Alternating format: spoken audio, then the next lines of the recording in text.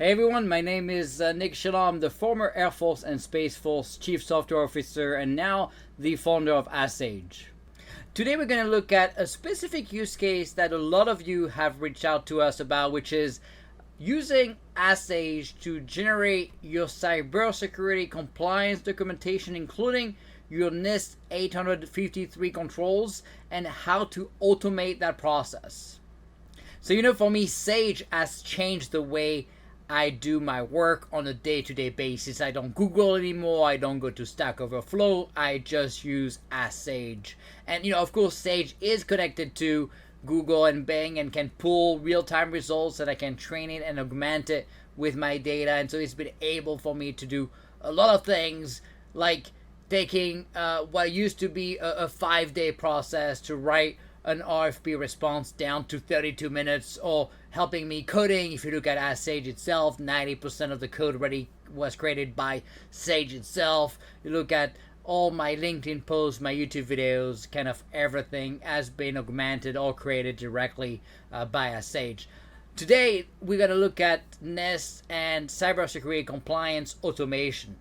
I've posted on LinkedIn a few weeks ago and open sourced the code to actually do this with AskSage APIs. And so today I want to walk you through how I've done it, how I use AskSage to generate its own NIST 853 controls, 1200 controls for high, and use it for FedRAMP High or for an ATO.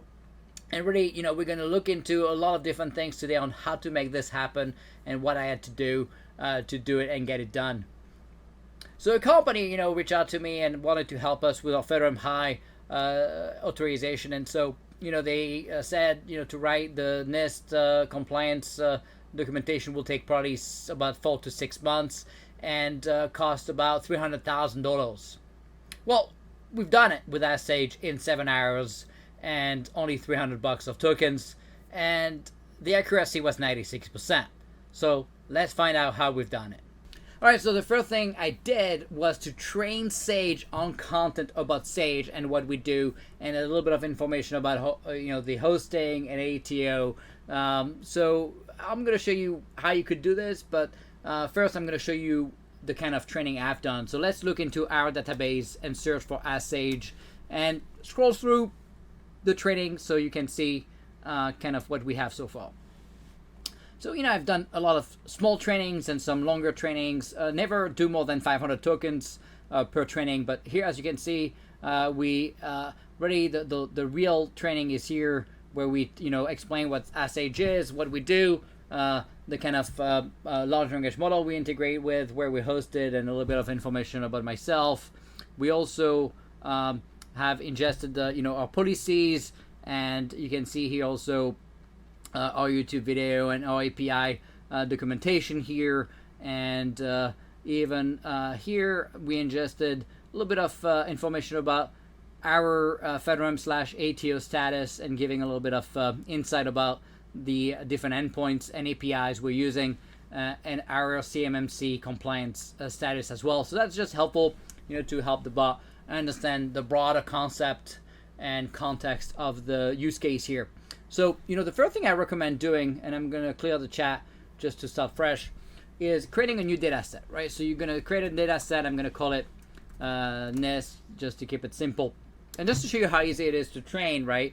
All you got to do is you could ingest a PDF, but again, make sure you ingest quality content. Don't ingest a bunch of, a volume and a bunch of text. You want to ingest information that you want the bot to be able to use and leverage. So it should be really precise, and it shouldn't be bloated and redundant. It should be quality content. If it's not, you can actually ask the bot to summarize it or improve it, and of course use the right prompt engineering to get where you want to be.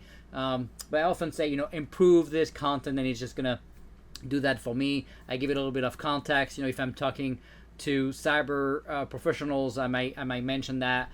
So you want to give it a little bit of context, and the bot is going to be able to improve your content. So of course, improve your content. Then once you have it, you can start training the bot, right? So just to show how easy it is to train, right? All you got to do is write, your /train command, and then put the dataset name here, and then you can put your training content here.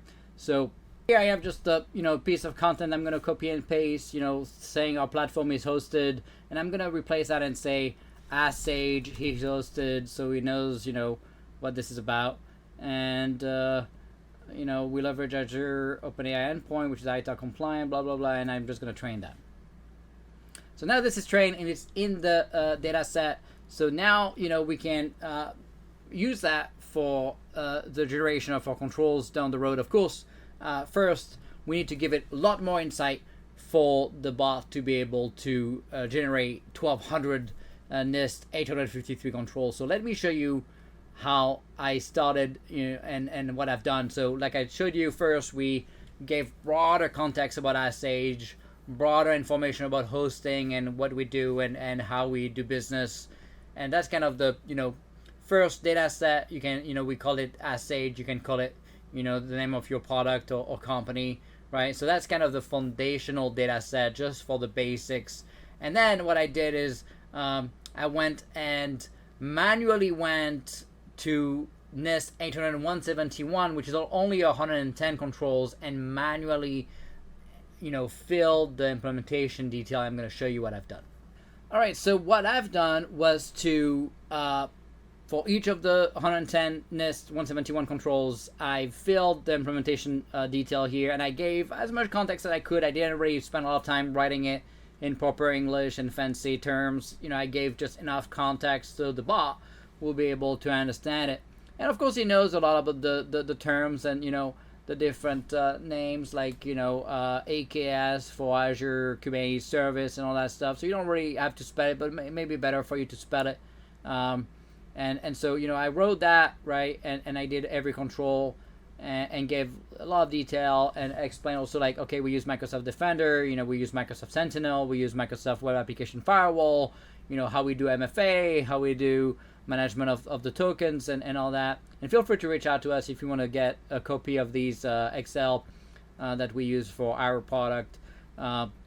But here, as you can see, for things that don't apply when it's a web application, so we don't do wireless access control and stuff like that, so it doesn't apply and all that stuff. So I feel that it took me, I would say, a good day, right, to fill it. And of course you need to be factual and you don't want to make stuff up and you want to say the truth, right? And so we did that.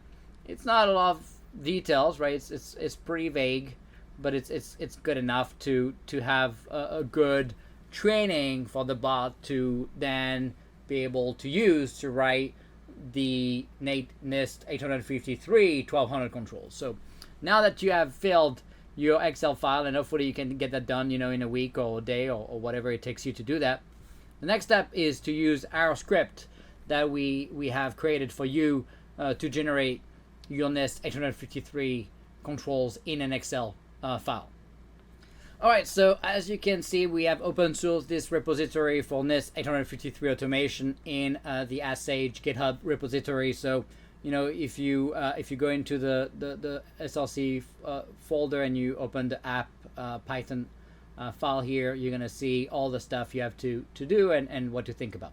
So first, you're gonna have to reach out to us to get access to the API. You need a paid account for that, and you're gonna need to buy some tokens, right? Because it's probably gonna cost you between $200 to $1,000, depending on the complexity of the NIST controls that you have to write. It's a lot of content, and you'll see the end results we have, and it's a lot. If it would probably take you 3 or 4 months to write it if you didn't use Ask Sage. So it's definitely worth the money, but you're gonna have to reach out to us to get a paid account and maybe prepay some tokens for 1 month or something to be able to generate the NIST controls.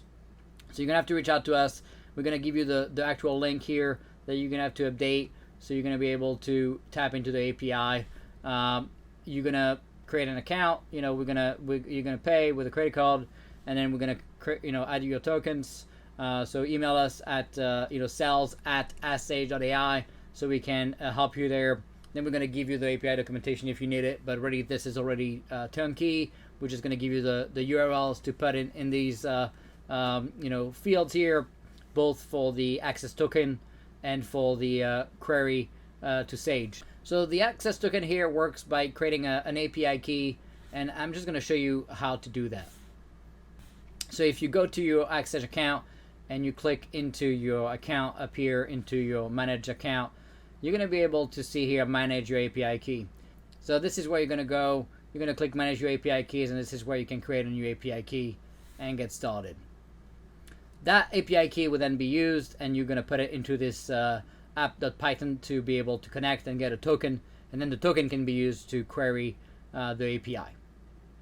So as you can scroll down here, this is where you're going to put your username, that's your email, and then your API key is going to be here. And then you're going to have to populate some content here.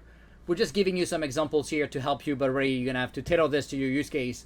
So here, as you can see, I have some introduction here, and I really explain, you know, who I am and what I'm doing. So I give a little bit of context to Sage about, you know, what we're trying to achieve. That's the first step. Then the second step would be to here write your security context here. And all I did for me, on top of training AskSage, you know, with a broader training about AskSage itself and what we do, I just copy and pasted the Excel NIST 800.171 implementation column here. Just copy and paste, didn't change anything, didn't summarize it, just kept it as is. It was not too long, so I could just do that. And so you can simply copy and paste your 171 implementation details from your Excel file. Just the last column, you don't need to copy the controls, just the last implementation, which has a lot of information about your cyber posture and what you do. So that's what I did. This is cut, you know, here, so it's not the full version, but it's just a piece of sample. And so I copy that. If you want to add any context, you know, like I said, we're hosted on Azure Government, all backups are stored in Azure Backup Vault, whatever, right? You wanna give any insight that you want to do here. And of course, the more information you give and the more factual and the more detail you provide, the better it's going to be able to write the controls. Now, if that security context is very long, then what I recommend you do is you take it and you go back to your account and you can simply copy and paste it into the prompt here. So it's going to tell you how big, how many tokens that is. If you see that, you know, you are getting pretty high, maybe you want to summarize it, because the script, as you will see on the Sage query method here, uses GPT-4 and not 432K. GPT-4 has a 8,000 token window, which is both for the question and the answer. It's also going to pass your training that you did about your company, right? Because I have all the data sets here. If you don't want to pull from all the data sets, you could actually pass an array of data sets based on the names that you created earlier when you added the data sets, and we can help you there if you have an issue. But you can just use all, and that should be fine. But if you're getting close to, you know, maybe, I don't know, 4,000 tokens, you know, kind of half of the token window, you want to leave some room for the response. The response per control is not too long. It should be probably, you know, 500 to 1,000 tokens per control. So, you know, really you don't need a lot. So, you know, if you're getting close to 5,000-6,000, maybe you want to summarize this context here and make it shorter just to be safe. But if you were, you know, doing a massive set of controls and it's a very large program, very complex, you may want to change, you know, GPT-4 to GPT-4-32K, and that would tap into the 32K model. Or you could also try GPT-3.5-16K, which is using 3.5, which is not as good, but it's 16K. It's much cheaper than 32K. So the tokens are way cheaper, right? You know, GPT-432K is 100 times more expensive than GPT-3.5. So, you know, it's a big difference. But you can compare the results and see what's worth it. But again, compared to the time it's going to take you to write this stuff, it's way more, you know, way more efficient anyways. So really, if you're close to 6,000 tokens, you can stick to GPT-4 and use that to generate the response. So all this does is here you're going to copy and paste your context and your NIST 171 controls. And here, the action we ask, Sage to do is to write the implementation detail for this control with the relevant information for auditor and filling the blank value, right? And, we pass the control, by the way, automatically for you, so you don't have to worry about it. And really, all this code is doing is opening the Excel file, which is CSV, and it's, scanning for each line, each control, giving it to the bot on a per control basis to write the response, and we get the response and we put it into the column, implementation column, and then we save it into a file right there. That's for you to download. That's called the updated SP 800-53L5-controls.csv. So that would be your final results. If for some reason it crashes, what you want to make sure, so you don't restart from zero and do all the controls again, you would uncomment this line, which would use the updated file as a new starter to be able to restart where the script crashed. So let's say you run out of tokens, or maybe the OpenAI API went down, and that happens, something went wrong, and you have, or maybe you have an answer that you don't like. You can go to the updated CSV file, go to maybe a couple of controls you don't like the answer of, and maybe you want to add a little bit more context here, and all you got to do is delete the implementation detail for that control, and the bot and the script here will regenerate it to update, based on your new context. So effectively, right, what we did, if you have to summarize, one, we train as Sage about Sage itself and what we do and what the product is about. Two, we wrote the NIST 800-171 controls to be able to have a well-detailed set of cyber information and context, to then use that for the bot to write the 853 controls. And there's going to be some checks you have to do. Of course, you want to read everything. It took me 3 days. It took me only 7 hours to generate the 1200 controls with the API, and it took me 3 days to read it and review, and 96% accuracy, which is pretty good, right? So you want to bring, again, as much information and insight here in this security context field here that you can to answer all these controls. But usually NIST 171 is pretty good to really cover most of the stuff. I would argue that NIST 853 is kind of redundant and dig into a lot of details, and I would argue some of it is just pure paper compliance and not actual security, but that's a different debate. So this is how you would generate your new CSV, and then you open it. So let's take a look at what we got when we've done that for Sage.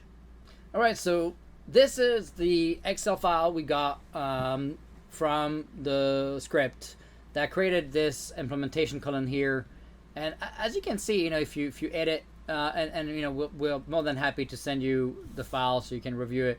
It did generate quite a lot of detail. I would not have the patience to write all this stuff again and again, and often the controls are a little bit redundant, and it's doing a very good job at summarizing it, and you want to obviously check if it's factual and stuff. But what's interesting, it's always we find bringing the right cyber controls or the right cyber tools that we use based on the use case. So sometimes it's going to mention that we use Azure Gov and we inherit their FedRAMP high authorization. Sometimes it's going to mention that we have Kubernetes on AKS, and containers are ephemeral, and do all this good security cattle concept. So there's a lot of great information already that the bot is just bringing here together, bringing up our LBAC stack at the right time.